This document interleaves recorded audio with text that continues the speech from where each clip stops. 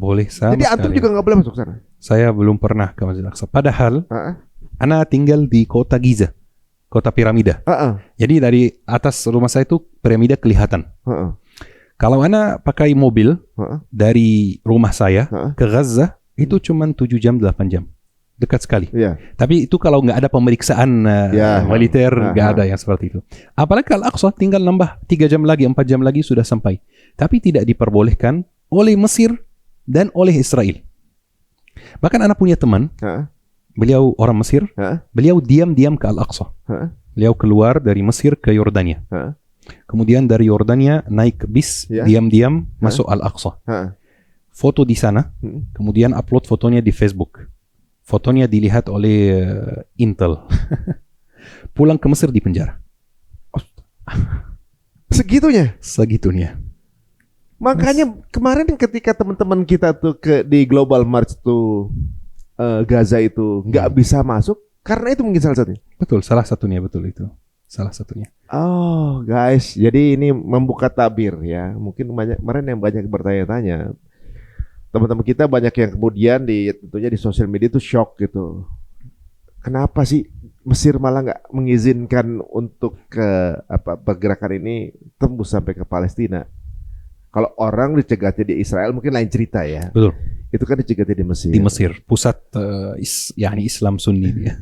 Dan kemudian ada mungkin husnuzon bahwa justru untuk melindungi para demonstran ini atau juga mungkin para teman-temannya yang bergerak menuju Palestina ini biar tidak terjadi apa-apa gitu kan, tadinya begitu. Tapi ketika ada gambar video ada preman berubah semua tuh, betul pandangan itu kan gitu. Jadi memang untuk zaman sekarang nggak semudah itu kemudian kita mungkin membicarakan Palestina atau juga ke Palestina, bahkan orang Mesir sendiri pun nggak boleh masuk sana. Sebenarnya kalau bicara tentang Mesir khususnya, saya sebagai warga negara Mesir kadang-kadang sedih gitu dengan keadaan Mesir yang sekarang, di mana Mesir mau nggak mau Mesir terlihat pro Israel sekali ya. Banyak alasan dan banyak masalah ini ada asal usulnya. Mungkin saya tidak bisa ceritakan sedetail-detailnya karena alasan keamanan betul. Tapi cuman ada satu gambaran gitu yang saya bayangkan dari kecil ya. Anda pernah tanya ke abi saya. Pas saya masih 7 tahun, 8 tahun. Saya tanya ke beliau, negara Arab itu jumlahnya berapa? Jadi kata beliau 24. Terus saya bertanya kepada beliau, Israel itu jumlahnya berapa? Kata beliau 1. Saya bilang ke beliau, kok bisa 24 negara tidak bisa mengalahkan satu negara? Pertanyaan polos sekali. Pertanyaan dari anak kecil. Ternyata kalau negara-negara Arab tuh yang sekitar Israel itu, sekitar Palestina, bersatu pasti bisa mengalahkan Israel. Tapi Israel tahu betul poin ini. Makanya Israel punya tangan di setiap negara Arab.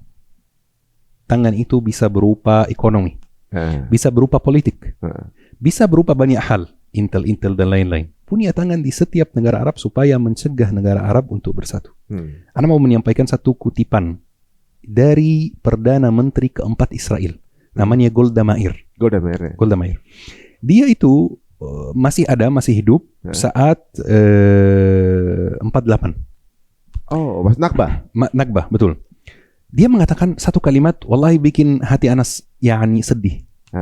Kata dia, ketika hari pertama kami masuk Palestina dan kami menguasai secara resmi, hari itu Ana nggak bisa tidur. Karena Ana mengira hari berikutnya semua masyarakat Arab itu akan lari untuk masuk ke Palestina, membebaskan Palestina lagi. Tapi ketika hari berikutnya datang dan tidak ada satu pun yang datang, Ana udah tahu kalau ini umat yang tidur. Dia aja ngomong gitu ya? Dia ngomong gitu. Itu dia. Sebenarnya dia pun merasa bahwa nih umat Islam kalau bersatu, habis semua. Habis. Mesir sendiri 110 juta.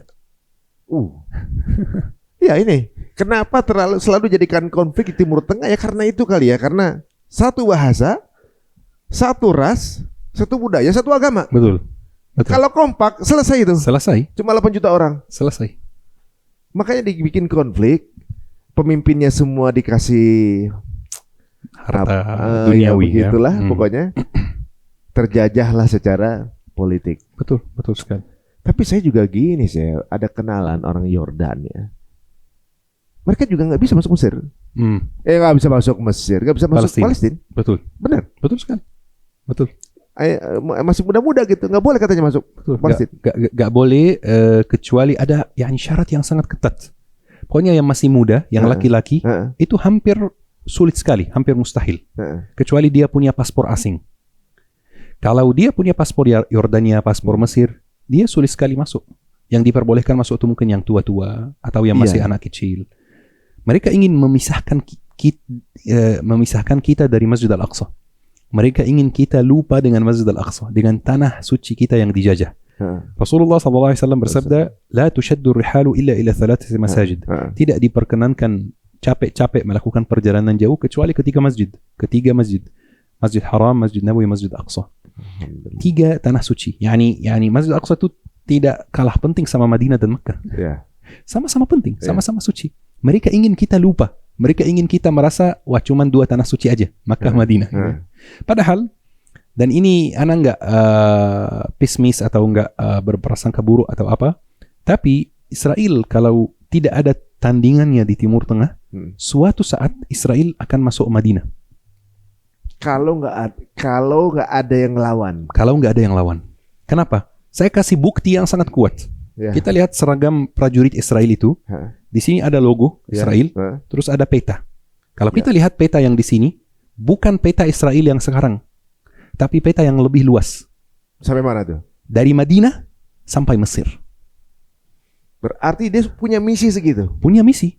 Bahkan Netanyahu sendiri kalau ada konferensi, kalau ada pertemuan dengan petinggi-petinggi militer, kadang-kadang dia pakai PPT untuk menunjukkan sesuatu. Dia sengaja pakai peta yang luas ini. Peta dari Madinah sampai Mesir. Masuk sebagian besar dari Suriah, sebagian besar dari Irak, sebagian besar dari Hijaz, dari Arab Saudi, dan Palestina penuh termasuk Gaza, dan Sinai di Mesir, dan sebagian dari Mesir yang arah Sungai Nil. Karena mereka ada misi dari sungai ke sungai. Dari Sungai Furat ke Sungai Nil. Ini misi mereka. Kenapa nggak pada melek ya? Itu resmi? Ini nggak resmi, tapi mereka kasih kode-kode melalui yang ini seperti ini. Mas?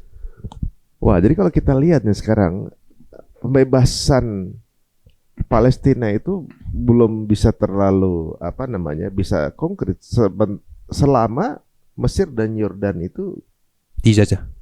Iya. Sebelum merdeka tuh nggak bisa dong merdekanya Palestina. Maksudnya dijajah sekarang ya. Kalau Mesir dan Yordan belum merdeka, betul. Maka Palestina nggak bisa merdeka. Betul. Jadi teman-teman, ini anggap merdeka adalah merdeka secara politik. Betul. Gitu.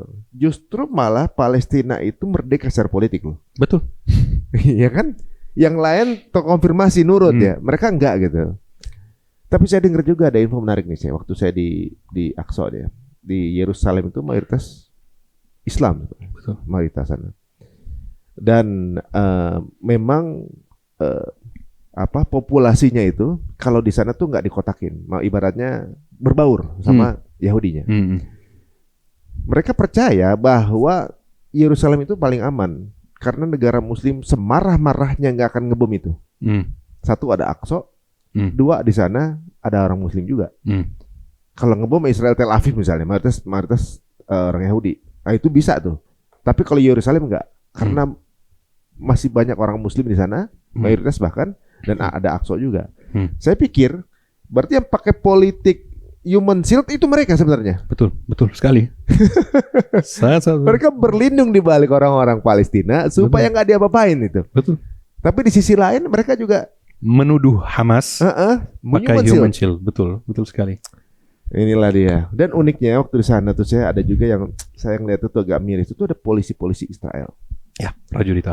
Polisi Israel itu kalau lagi mau nyulik orang Palestina, dia telepon keamanan Palestina. Polisi Palestina suruh pergi dulu. Dia ngambil, selesai. Balik lagi pada polisi Palestina. Jadi petugasnya itu cuma untuk jadi kayak pamong praja polisi Palestina. Betul sekali. Betul. Sedih. Itu ya kan Palestina sekarang kalau secara resmi ya punya presiden sebenarnya ya. Punya presiden. Tapi pro siapa? Itu pertanyaannya, gitu ya. Dipilih siapa? Itu pertanyaannya. Ketika kadang-kadang saya sedih ketika misalnya ada saudara-saudara kita yang mengatakan kenapa Hamas tidak nurut saja sama Presiden Palestina dan apa ini. Mereka nggak tahu kondisi di lapangan seperti apa. Kadang-kadang bahkan antum mengatakan kalau polisi Israel mau nyulik seseorang ya, mereka telepon polisi Palestina supaya kadang-kadang mereka telepon polisi Palestina supaya polisi Palestina yang tangkap dia. Bisa gitu juga. Bisa gitu. Dan kadang-kadang ada buruan dicari oleh Israel, malah polisi Palestina yang bantu yang nangkap. Kenapa? Kita nggak mau apa ya, cuman label saja, status saja, negara Muslim, polisi Palestina, Presiden Palestina, negara Arab, enggak. Sebenarnya pro siapa? Itu pertanyaannya. Gitu. Iya ya, memang agak miris ya. Karena ternyata waktu saya di sana juga IDF yang jaga, itu yang galak yang keturunan Arab, itu galak itu. Betul. Yang orang Yahudinya, Israelnya itu masih anak-anak SMA lah gitu, kayak wajib militer, masih getar kali pegangnya.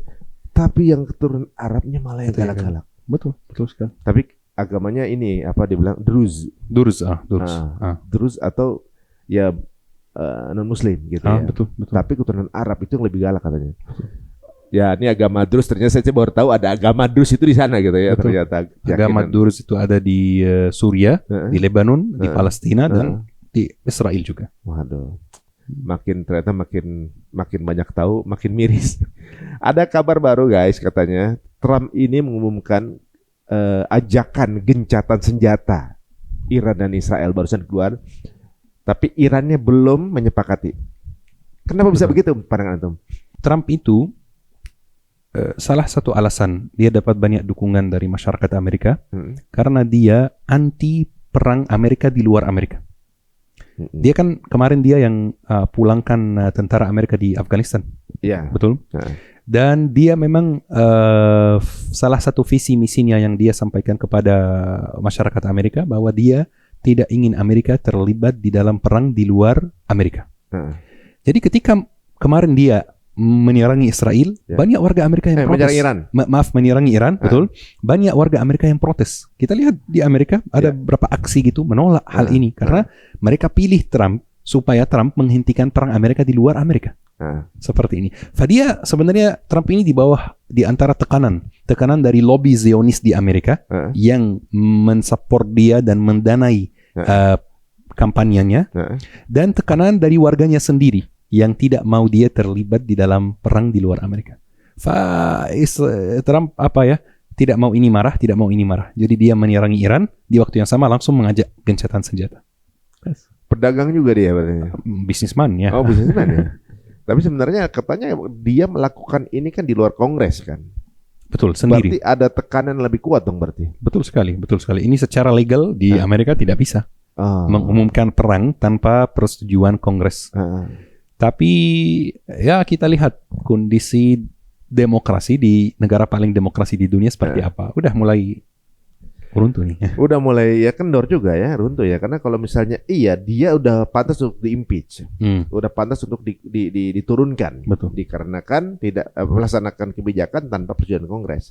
Tapi apa gunanya demokrasi saat ini kan sepertinya udah enggak itu. Udah ditunjukkan dengan cara beberapa kali demokrasi pemilihan suara di PBB itu juga digubris gara-gara veto. Yang merusak demokrasi sendiri ya mereka sendiri. Betul. Nah, ya mudah-mudahan udah nggak bisa dipakai lah konsep ini. Sepertinya ya banyak yang menjabat itu bukan pilihan orang banyak. Sahih. Ya kan betul, sekarang betul. Banyak di mana-mana sekarang. Betul. Tapi kayak lagi kembar nih saya. Betul. Mereka buat negara itu begitu lagi. Betul. Mereka buat demokrasi dan di waktu yang sama buat aturan-aturan yang mereka bisa pakai ketika nggak mau demokrasi berjalan. Ya. Veto. Jadi justru peraturan-peraturan yang melemahkan konsepnya mereka sendiri kan. Betul. Dan lucunya memang hampir di semua negara itu sekarang lagi dipimpin sama orang-orang, tapi negara Konoha gitu ya, jauh ya maksudnya, dipimpin oleh orang-orang yang nggak kompeten, bukan pada pilihannya gitu, tapi ini yang terjadi gitu, dan ini mungkin lagi zamannya atau gimana sih? Khalas huwa salah satu sunnatullah fil kaun yani ada tadafu' antara umat-umat. Tadafu' itu artinya apa? Setiap umat yang berjaya itu kayak mengajukan proyeknya sendiri. Ya. Project. Setiap umat itu punya project ya. Jadi misalnya Uni Soviet proyeknya apa? Proyeknya komunis. Ya. Umat Islam dulu proyeknya apa? Proyeknya mengajak umat-umat yang lain untuk tauhid, untuk menyembah satu Tuhan, menyembah Allah Subhanahu Wa Taala. Proyeknya Amerika apa? Demokrasi. Setiap umat itu punya project, umat besar. Bahkan Iran sendiri punya project, yaitu Syiah. Ya, setiap negara yang mau jadi negara besar punya project. Tapi kalau umat ini mulai nggak jaya lagi, projectnya juga ikut turun seperti ini. Oh, bas. Berarti satu-satunya ideologi yang bertahan ribuan tahun cuma Islam aja, kan? Betul. Ini fakta ya.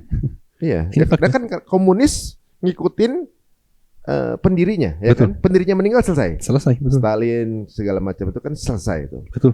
Liberal mulai selesai juga. Betul. Kapitalis mulai selesai juga nih.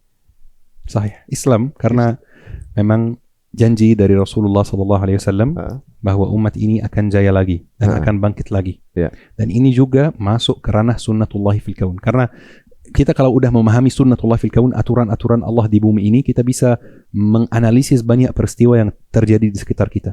Salah satu sunnatullah fil kaun ini, setiap negara, setiap manusia, setiap yayasan, setiap PT itu ada masa lemahnya ketika baru lahir, baru muncul, kemudian kuat sampai puncak titik paling tinggi. Kemudian mulai turun lagi sampai titik paling rendah. Kemudian titik paling rendah bisa naik lagi, bisa enggak? Umat Islam sudah dijanjikan ketika sampai titik paling rendah akan naik lagi. Kita sekarang sudah sangat mendekati titik paling rendah. Ini belum berarti? Belum. Aduh. Segini aja udah sebel kita. Oh, ini belum ya? Belum, masih ada perlawanan, masih ada banyak ya, ada peristiwa lain. Setiap waktu ada orangnya, setiap orang ada waktunya. Betul sekali. Jadi waktu di momen runtuhnya Eropa, Amerika tuh naiknya gara-gara bom atom kali. Betul sekali. Jadi gara-gara itu diakui sebagai yang paling kuat. Khalas, ini kan ibarat pengumuman resmi kalau paling kuat di dunia ini sekarang adalah Amerika. Sekarang masih nggak? Justru kan sekarang kelihatan kayaknya ya nggak sekuat-kuat itu juga gitu. Iya, mulai turun kan. Sunnatullah fil kaun naik sampai titik paling kuat, kemudian turun lagi. Pas turun lagi ini masih di atas sebenarnya, masih kuat. Tapi arahnya ke bawah, bukan arahnya ke atas lagi. Kapan kita bisa katakan Amerika tuh mencapai titik paling kuat? Tahun berapa? Tahun 91. Ini Amerika tidak bisa dikalahkan. Kenapa? Karena satu-satunya adik kuasa di dunia. Sunnatullah fil kaun, kalau sudah titik paling tinggi pasti turun lagi. Sejak waktu itu Amerika pelan-pelan turun sampai hari ini. Sampai akan masuk bahasa satu adik kuasa lagi. Sampai suatu saat Amerika itu akan turun sekali. Khalas, tidak ada Amerika lagi. Ini akan terjadi juga.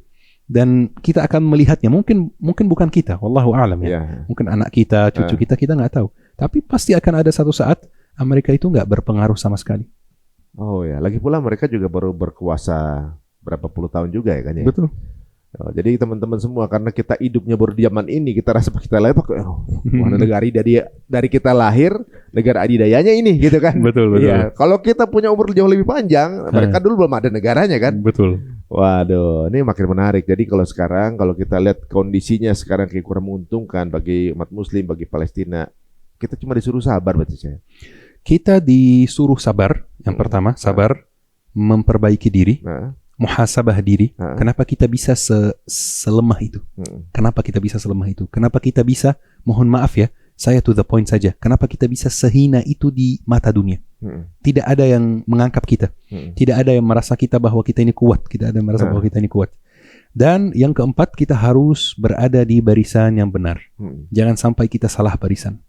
Karena ini filter Allah Subhanahu Wa Taala. Allah Subhanahu Wa Taala setiap saat mengirim ujian kepada hamba masing-masing atau ujian kepada umat untuk memfilter mereka. Siapa yang berada di barisan kebenaran, siapa yang berada di barisan kebatilan. Tidak boleh netral. Kita harus memilih barisannya sendiri. Muhasabah diri ini yang paling penting. Karena dari muhasabah diri ini akan muncul bibitnya kejayaan umat Islam lagi, insyaAllah. Ini prosesnya berarti sekarang? Prosesnya insyaAllah. Kalau kita mulai prosesnya. Tapi kalau kita masih diam, masih di posisi penonton, masih sibuk terpecah belah, kita nggak akan bangkit. Berarti tergantung umatnya sendiri nih. Betul. Ya kan? Apakah udah mulai mau bergerak atau cuma kita menjadi objek aja? Betul. Guys, ini tamparan buat kita. Apakah kita nih umat terburuk di zaman ini atau ini zaman terburuk buat umat ini? Atau kalau kita nggak ngapa-ngapain, berarti kita ya umat terburuk di zaman ini, jangan-jangan kan? Jangan sampai sejarah mencatat kita yang paling buruk, guys ya. Dan berharap konflik Iran dan Israel ini mempercepat kemerdekaan. Semoga sih. Amin. Tapi dibutuhkan persatuan dulu. Betul, persatuan dulu. Karena memang faktanya dalam sejarah, yang bersatu pasti menang. Muslim, kafir, siapapun yang bersatu pasti menang. Siapapun yang bersatu pasti lebih kuat dari musuhnya. Berarti selama ini kalau kita tuh selalu serang-serangan antar muslim gitu, main gontok-gontokan, itu rencana dari mereka ini. Itu rencana dari mereka. Satu, pasti ada rencana dari mereka. Dan yang kedua, kurangnya ilmu dari kita.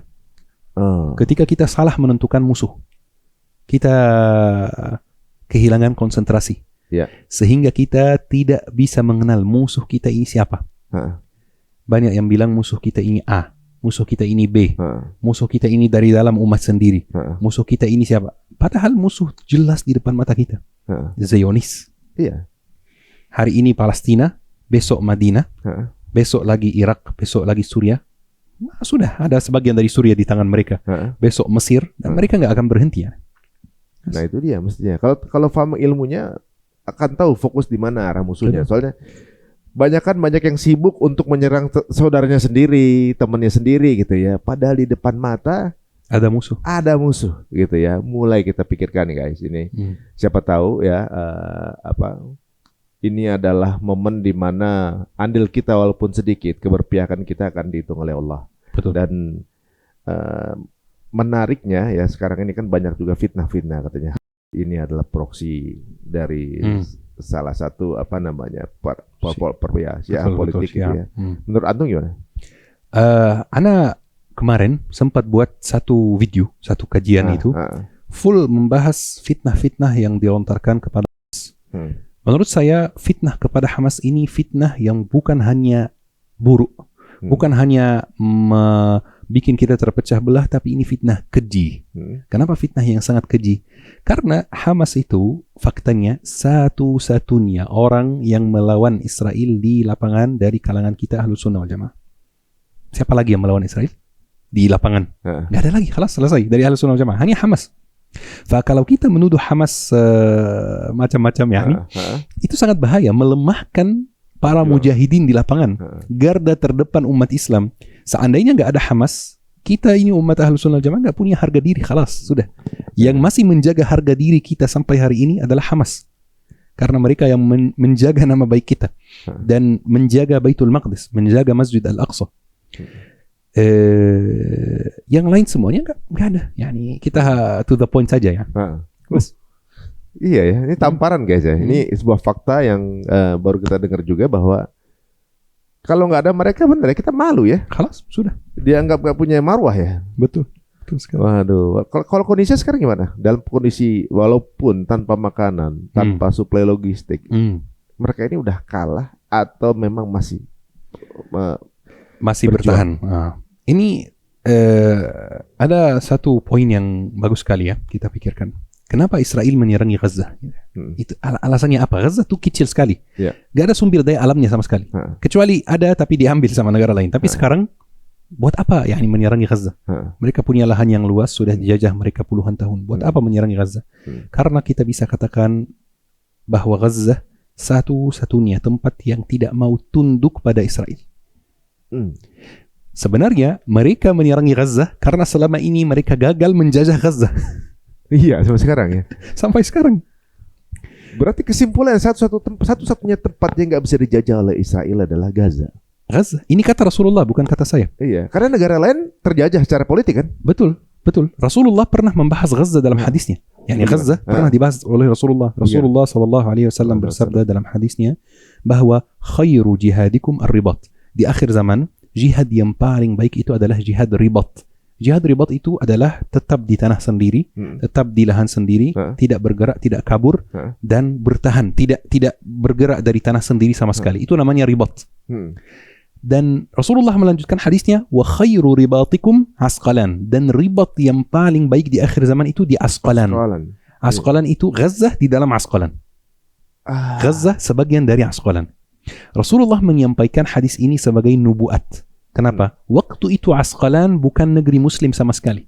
Yani belum masuk Islam ke Asqalan, belum masuk Islam ke Gaza. Tapi Rasulullah menyampaikan kepada kita di akhir zaman ini bakal menjadi negeri muslim, bukan hanya menjadi negeri muslim. Ini akan menjadi jihad yang paling baik. Ini salah satu tanda kenabian Nabi Muhammad SAW.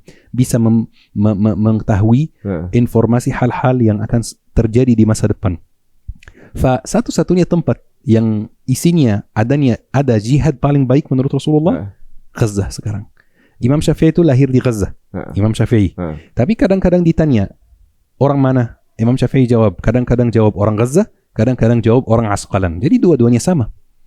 Nah ini guys, jadi teman-teman, ya, kalau ada waktu kesempatan pergerakan kakinya ke arah Palestina, jadi itu dapat pahala ribat walaupun bukan di Asqalan, tapi betul. Itu ribat juga kan berarti di situ. Ribat juga, betul. Ribat juga. Ini terbuka ya pandangan kita bagaimana pentingnya untuk tetap mempertahankan Al-Aqsa ya. Bagaimana sesuatu yang terjadi di Gaza, para pejuang Palestina ini berada di sana demi untuk mempertahankan Al-Aqsa walaupun saudara-saudara mereka harus syahid gitu ya. Nah, ini awal dari konflik besar ini terjadi gitu. Bagaimana tadi dibilang juga oleh Syekh bahwa sudah disiapkan sapi merah untuk proses pembuatan bait sucinya Yahudi yang harus membongkar Masjidil Aqsa. Udah dalam proses itu. Kalau kita nggak ke sana, mungkin tahun ini kalau nggak ada perlawanan waktu itu udah berubah itu bentuk masjid. Jadi bait sucinya mereka. Tapi alhamdulillah sampai sekarang masih Masjidil Aqsa, dan hari ini kondisinya ditutup, nggak boleh masuk. Tapi bukan berarti perjuangan selesai ya. Betul. Tapi berarti pembangunannya pun sekarang belum berjalan. Pembangunan kuil Sulaiman itu belum sulit untuk berjalan ya? Belum Tapi berjalan. Kemarin ada videonya, fotonya Netanyahu di situ. Di terowongan Siluan. Itu terowongannya? Itu terowongan, betul. Itu terowongan. Dan lucunya, bukti sejarah yang mereka ketemu di bawah Masjid Al-Aqsa itu mendukung narasi Islam. Mereka ketemu peninggalan dari Umayyah. Dari Abbasiyah, peninggalan dari Romawi. Tapi satu-satunya peninggalan yang mereka nggak ketemu di bawah Masjid Al-Aqsa itu peninggalan Yahudi. Peninggalan kuil Sulaiman. Saya juga ke sana, yang menarik sih. Ibrahim, Abrahamnya mereka ya. Nah, Ibrahim, Nabi Yakub, istrinya tuh Siti Sarah, Nabi Yusuf, Nabi Musa. Kemudian Nabi Yunus yang makomnya saya ketemu di sana tuh. Walaupun itu petilasan sebenarnya. Semua nabi-nabi itu makomnya itu Islam. Kecuali Raja Daud. Nabi Daud bagi mereka tuh King Daud ya. Betul. Itu aja yang versi Yahudi. Padahal kan mereka punya kuasa untuk merubah itu. Betul. Kan mereka yang lagi berkuasa nih. Tapi semuanya Islam. Betul. Semuanya itu dalam doanya Islam. Walaupun bahasa Ibraninya sekalipun itu Islam. Betul. Kecuali Nabi Daud dan Yesus. Yesus emang gak ada makamnya gitu kan. Bagi Yahudi juga gak ngakuin itu kan. Betul. Nah emang di kita gak ada makamnya. Ibaratnya kalau itu memang nabi mereka juga, kenapa nggak dirubah jadi nabi mereka? Bahkan yang ditinggalkan justru adalah peninggalannya sebagai Islam. Betul sekali. Di depan mata itu loh faktanya. Betul. Mereka alasan historisnya tuh lemah sekali. Alasan sejarahnya itu lemah sekali. Mereka belum bisa sampai hari ini membuktikan klaim mereka ini. Banyak terowongan, banyak mengali sampai membahayakan pondasi Masjid Al-Aqsa. Belum bisa membuktikan apapun bahwa tanah ini milik mereka, bahwa masjid ini bekas bait suci atau kuil Sulaiman yang pertama sama yang kedua. Subhanallah, yani mungkin rencana Allah Subhanahu wa taala. Mereka berusaha untuk membuktikan tapi malah mereka yang malu. Malah mereka yang jadi fakta buktinya secara otentik secara sejarah belum ada mereka? Belum ada sama sekali. Belum ada. Seandainya mereka ketemu sesuatu, besok mereka menghancurkan Masjid Al-Aqsa. Kenapa mereka belum berani?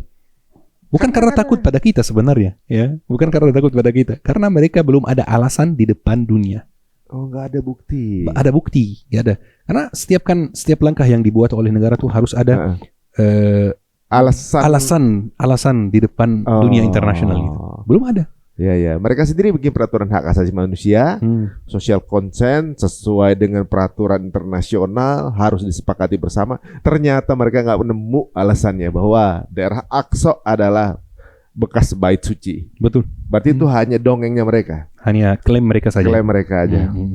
Oke guys, makin percaya diri kita nih. Jadi sebenarnya bait suci itu adalah gambar-gambar yang mereka buat sendiri dan mereka kepengen mensucikan tempat ini dengan story versi mereka ya. Betul.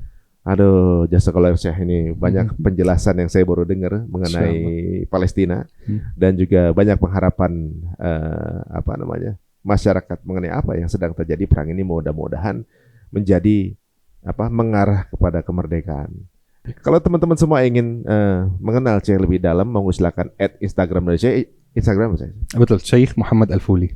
Syekh Muhammad Al-Fuli. Kalau YouTube-nya sama? Sama semua. Sama, ya. Sosmed. Mudah mengingatnya soalnya. Syekh Muhammad Al-Tufuli juga lagunya kan. Saya ngingetnya itu. Mirip. Ya, teman-teman, jika dirasa menarik monggo silakan share tayangan ini sebanyak-banyaknya ke teman-teman semuanya. Semoga bermanfaat dan semoga suatu saat nanti kita menjadi salah satu elemen untuk membebaskan Masjidil Aqsa. Sampai ketemu lagi di episode berikutnya. Assalamualaikum warahmatullahi wabarakatuh.